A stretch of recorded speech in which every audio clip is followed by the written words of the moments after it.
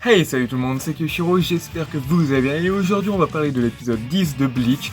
Et aujourd'hui, en fait, dans cet épisode, il y a deux parties entre guillemets qui décomposent cet épisode. L'épisode débute avec le combat et la fin du combat de Kenpachi et de Unohana. Et en seconde partie, nous avons bien évidemment la suite des aventures d'Ichigo avec Renji qui rencontre le créateur des Zanpakuto. Donc on va commencer directement avec l'épisode. Donc on a vraiment la suite de l'épisode précédent avec Kenpachi qui commence à se poser des questions et il se dit pourquoi je suis en train de perdre la mémoire en plein niveau du combat. Il est en train de se poser pas mal de questions, mais il se dit à chaque fois qu'il perd conscience et qu'il revient au niveau du combat, ses réflexes et sa force s'améliorent. Donc il oublie aussi, il avait oublié que les combats, les duels étaient intéressants, donc il est en train de s'amuser et on voit que petit à petit il commence à prendre le dessus sur Unohana. Donc on voit que le petit Kenpachi commence à se renforcer. Et il nous apprend aussi qu'il n'avait jamais perdu un seul duel à part pour sa première fois, c'était contre Unohana. Donc très stylé d'apprendre tout ça. On a bien évidemment après, on a l'opening et ça enchaîne directement avec le passé de Unohana. Donc on voit un petit peu des flashbacks à Unohana et qu'à l'époque elle se baladait un peu dans le Rukongai pour essayer de trouver un adversaire à son niveau, mais elle se faisait chier, donc elle butait un peu tout ce qui se passait. Et puis là t'as un de ses soldats qui fait oh capitaine, faut pas partir comme ça tranquillement. Puis Unohana il a fait ah donc t'avais deviné mes excursions tranquillement et tout. Puis après il fait ouais mais vos tas de cadavres là ça se remarque. Et elle fait comment ça, quel tas de cadavres? Boum. Elle dit mais c'est pas moi ça. C'était plutôt intéressant parce que tu vois que Unohana elle était un peu blasée et tout et d'un coup elle regarde, elle fait what, c'est qui ce gamin? C'est lui qui a buté tout ça. Et là t'as la première confrontation entre Unohana et Zaraki. On va pas l'appeler Kenpachi parce qu'à l'époque il s'appelait juste Zaraki. Et tu vois que Zaraki, bon, il arrive à blesser mortellement Unohana en quelques coups. Donc, incroyable quand même. Tu dis qu'il était au sommet, c'était la plus puissante sabreuse et elle se fait déchirer par un gamin. Donc elle est plutôt contente parce qu'elle découvre aussi qu'elle est joie du combat. Parce qu'elle n'a jamais eu un adversaire à son niveau. Et là, hop, elle rencontre enfin son premier adversaire de son niveau. Donc on voit qu'un combat sanglant est en train de s'engager entre les deux. Donc c'est plutôt intéressant. Donc après, tac, je regarde un petit peu ce que j'ai noté pour pas non plus trop me perdre dans ce que je voulais dire. Et en fait, oui, pendant ce flashback, on apprend que en fait, Kenpachi était plus fort que Unohana. Et en fait, c'était la première fois que lui aussi, il ressentait un adversaire à affronter de son niveau. Et quand il a inconsciemment vu Unohana en train de perdre, il a commencé petit à petit, inconsciemment, à régresser son niveau pour atteindre le même niveau que Unohana. Et c'est pour ça que Unohana va réussir à le battre quand Zaraki était enfant. Tu dis que c'est pour ça qu'elle dit que c'est son péché, c'est à cause d'elle que Zaraki s'est bridé sans faire exprès, que Zaraki qui se passe tout son plein potentiel à cause d'elle. Donc franchement, c'est incroyable que Zaraki enfant était en fait plus puissant que le Zaraki que tu rencontres la première fois contre Ichigo ou quand il affronte Neutra. Tu fais ah ok, donc c'est ce genre de personnage qui était Zaraki au début. Très intéressant, les OST, puis toute la mise en scène était vraiment très stylée. J'aime beaucoup aussi le fait que Unohana reproche à Zaraki, puisque c'est pour ça que, en fait, vu que Zaraki était tellement puissant, il voulait se brider et se mettre au niveau de son adversaire pour à chaque fois avoir un combat incroyable et avoir la sensation qu'il avait quand il a affronté la première fois Unohana. Et c'est pour ça que contre Ichigo, ils se sont battus et qu'il a perdu, ils étaient au fil du rasoir. C'est pour ça que contre Neutra, il s'est battu mais il était au fil du rasoir. Et tu vois que en fait Zaraki inconsciemment il fait exprès de se mettre au niveau de son adversaire pour avoir un combat épique. Et franchement c'est tellement stylé. De penser ça. Ouais. Donc comme je l'ai dit, comme j'ai noté en gros vu que Unohana était pas assez puissante contre Zaraki, il a commencé à se brider. Et là Unohana nous sommes son Bankai Minazuki, qui est franchement très stylé. La mise en scène est incroyable. Je me souviens que dans le manga, quand je l'ai vu, j'ai fait ah oui, super sympa. Et là, tu vois qu'elle est vraiment flippante. Tu vois que Kenpachi, même il s'arrête, il dit oula, les choses sérieuses commencent. Et c'est tout à fait incroyable parce que son sang, il putrifie l'adversaire, mais elle se soigne entre guillemets. Et tu vois que le combat, c'est vraiment deux gros bourrins qui s'affrontent entre un mec qui a une endurance incroyable face à une femme qui peut se régénérer quasiment à l'infini. Et franchement, tu vois que Kenpachi commence à devenir fou, il s'amuse de plus en plus. Tu vois vraiment que Nana le tue à plusieurs reprises. Et en gros, Kenpachi fait le Saiyan, dès qu'il meurt, hop, il revient peu puissant. Il y a même la séquence où tu vois, entre guillemets, que Kenpachi était à moitié en squelette, là, et qu'il voit Unana tout en squelette flippante. La scène est vraiment très stylée. En vrai, c'est une des scènes les plus classes. C'est vrai que ça passe assez vite. Et il me semble que dans le manga aussi, c'est assez vite. Mais si je dis pas de bêtises, parce que j'ai des vagues souvenirs, c'est que le combat, en fait, on l'avait pas tout d'un coup. Je crois, il me semble qu'il était un petit peu coupé, entre guillemets. Si je dis pas de bêtises, hein, peut-être que je dis des grosses bêtises. Mais il me semble que, entre guillemets, on avait un peu le combat. Puis après, on passait un peu sur Ichigo. Et puis après, on repassait sur le combat. Et là, ils ont tout mis d'un coup. Si je dis pas de bêtises, hein, parce que vu que j'ai lu qu'une fois, ce sont des souvenirs que j'avais. Mais franchement, je trouve que le rythme était plutôt sympa. Il y a peut-être certaines personnes qui vont trouver que ça passe un peu vite, mais moi j'ai trouvé que le rythme était plutôt bon. Que franchement le combat ils l'ont rendu vraiment dynamique. C'est très sympa.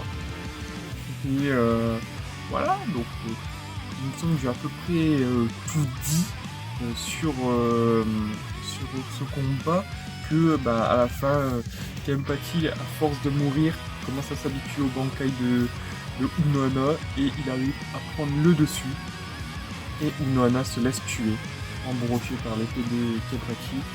Tu vois et elle lui laisse en même temps le nom de Kenpachi parce que elle dit que son arme sert à nourrir le plus fort. Donc son entraînement lui a permis de rendre beaucoup plus fort Zaraki.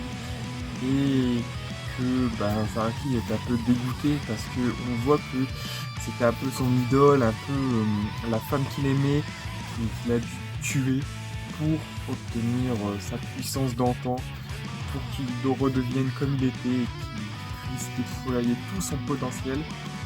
Et donc Unohana est contente qu'elle a réussi à accomplir son but. C'était son but dans sa vie, c'était que Kenpachi redébloque sa puissance.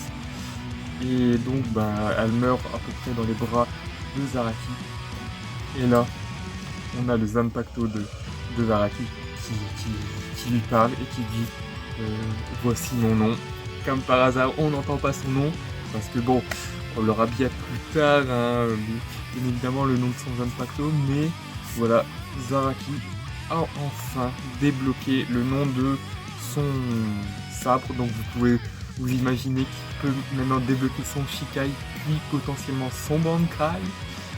Et je vous en dis pas plus, vous verrez ça bien plus tard. Donc on a fini un peu avec cette première partie d'épisode où conclusait le combat entre Unohana et Zaraki. Donc Kenpachi Zaraki est officiellement le Kenpachi de cette période, parce qu'elle nous apprend aussi Unohana qui peut avoir qu'un Kenpachi par période. Et donc voilà, on a bien le Kenpachi de cette période qui va affronter les puissants. Et donc on se retrouve maintenant du côté d'Ichigo qui atterrit avec Renji au Oden, il me semble, tout ça, où Oetsu l'accueille un peu en mode killer bee avec un peu de rap et tout. C'est plutôt sympathique. tu vois Ichigo et tout, ils disent mais où on a atterri, c'est qui ce personnage étrange encore une fois. Mais tu vois même qu'ils sont accueillis dans le haut Oden, j'appelle, mais ils sont accueillis par plein de jolies filles. T'as Ichigo et Renji, ils le regardent, ils font Nani, et t'as Kon qui est en mode ah c'est le paradis, c'est là que je veux vivre. Très sympa. Et puis bon, après t'as Oetsu avec je sais pas si c'est ça le lieutenant ou je sais pas quoi, c'est peut-être son apprenti créatrice de Zanpakuto qui la rappelle à l'ordre, elle vient, on va vraiment au vrai Oden, et quand tu remarques, c'est une vieille cabane toute pérave. tu vois que Kon il est dégoûté, il dit ah moi il faut retourner là-bas, t'as même Oetsu qui dit ouais moi aussi c'est plus fun là-bas. Et donc tu vois qu'après il lâche Ichigo et Renji dans une fosse, entre guillemets, ça me rappelle certains passages d'animé et tout, où ils sont en bas dans un trou et ils doivent s'entraîner. Puis là t'as Otsu qui fait bon, vous allez rester survivre ici parce que comment vous traitez vos sabres, on voit qu'il n'y a aucun amour que vous portez à vos sabres et il les brise encore plus. Puis c'est pour ça que vous voyez que les Zanpakuto ils sont en bas, sont en colère contre vous et ils vont vous marave la gueule. Puis tu vois qu'il faut comment ça, on n'a rien fait nous. Et ils commencent à avoir une bataille entre plusieurs Zanpakuto qui n'ont pas de nom. Ils sont des comment ça s'appelle là, si j'ai pas de bêtises, je vais noter quelque part.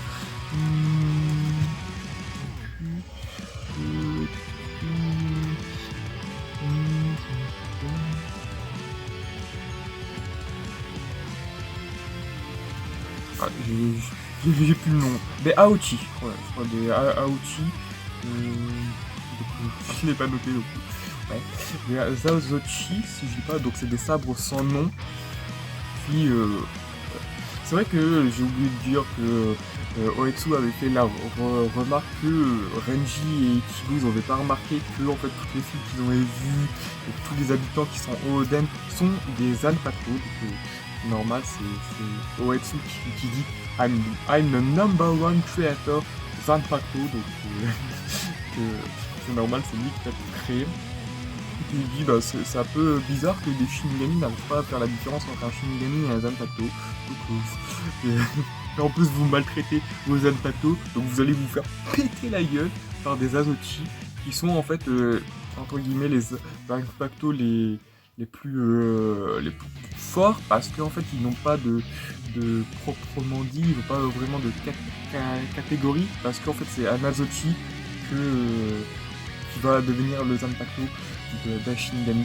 On voit même un petit flashback qui nous explique que les Azochi sont d'abord utilisés pour les petits Shinigami qui veulent apprendre à devenir Shinigami et qui doivent passer beaucoup plus de temps avec pour que son Aochi devienne son véritable Zanpakuto avec son nom, tout ça. Donc c'est franchement très stylé parce qu'on apprend plus sur le lore des Zanpakuto, de comment ils sont créés, de comment ils deviennent Zanpakuto avec leurs propres capacités. C'est grâce à leurs utilisateurs, avec leur comportement et tout. C'est vraiment très sympa. Et en fait, ça se termine l'épisode entre guillemets sur Zaraki qui quitte la prison, qui laisse le cadavre d'Unada. Et on a l'ending, mais j'espère que vous n'avez pas quitté après l'ending, dès que l'ending est arrivé, vous avez pas quitté l'épisode, parce qu'on a une scène post-générique où on voit que ça fait 3 jours que Renji et Ichigo se battent contre les Azochi, et que Oetsu dit que Renji a officiellement réussi l'épreuve, et Ichigo n'a pas réussi parce que aucun Aochi l'a choisi, et il affirme que aussi que Ichigo n'est pas un vrai Shinigami, donc il n'a pas s'initié dans l'histoire des Shinigami, et que Renji par exemple lui est un vrai Shinigami, et donc il conseille à Ichigo de rentrer chez lui parce qu'il n'a pas la place et il n'a pas à s'initier dans l'histoire, dans les combats des Shinigami, c'est un pauvre humain. Et donc bon, il décide de l'enlever de l'entraînement, et Ichigo commence à péter un câble et Oetsu le dégage. Donc il le dégage et il le renvoie chez lui. Mais tu vois que il avait vraiment une idée derrière la tête parce qu'il voyait très bien que Ichigo était empli de doutes et tout. C'est pour ça que les Azuchi n'ont pas choisi. Et que s'il veut devenir plus fort, il faut qu'il recommence à zéro et qu'il découvre ses origines pour pouvoir aller de l'avant. Mais il dit que s'il découvre ses origines, il peut très bien ne plus jamais revenir à la Soul Society. Donc voilà, c'est un peu comme ça que se termine cet épisode. Donc Ichigo a besoin de revenir à ses racines. Et donc, il nous reste 2 épisodes avant la fin de la première partie. Moi, je pensais que la première partie allait se terminer sur le flashback des racines d'Ichigo, donc je vous en dis pas plus. Mais de ce que j'ai vu, entre guillemets, des images prises pour l'épisode 11, ça a l'air d'aller vite, parce que l'épisode dans 2 semaines, sera l'épisode 12 et 13, sera un épisode d'1 heure.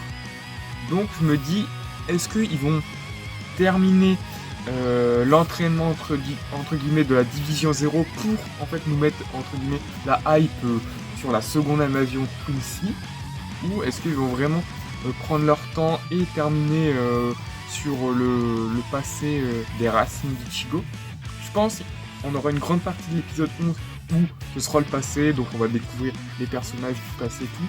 On aura peut-être la milieu du prochain épisode et la fin de cette histoire, puis après l'épisode 12-13 seront concentrés sur Ichigo qui revient à la Soul Society, qui termine son entraînement, et puis je pense que ça va être un truc comme ça. Et ouais, il me semble bien qu'ils vont faire un peu un truc à la SNK, qu'ils vont nous mettre le teasing où t'as la guerre qui approche, et que Iwa qui va dire c'est l'heure, et hop, attendons la prochaine partie. Donc, après je vois pas s'ils font vraiment 4 parties, la 2e et 3e partie, je sais pas où ils vont la couper. Donc sur ce, j'espère que j'ai rien oublié sur cet épisode. Cet épisode était vachement sympa, j'ai beaucoup aimé. Dites-moi dans les commentaires vous ce que vous en avez pensé. N'hésitez pas à mettre un like si la vidéo vous a plu, à mettre un like si la vidéo ne vous a pas plu, et moi je vous dis à la prochaine pour de futures vidéos Bleach. C'était Kushiro, ciao.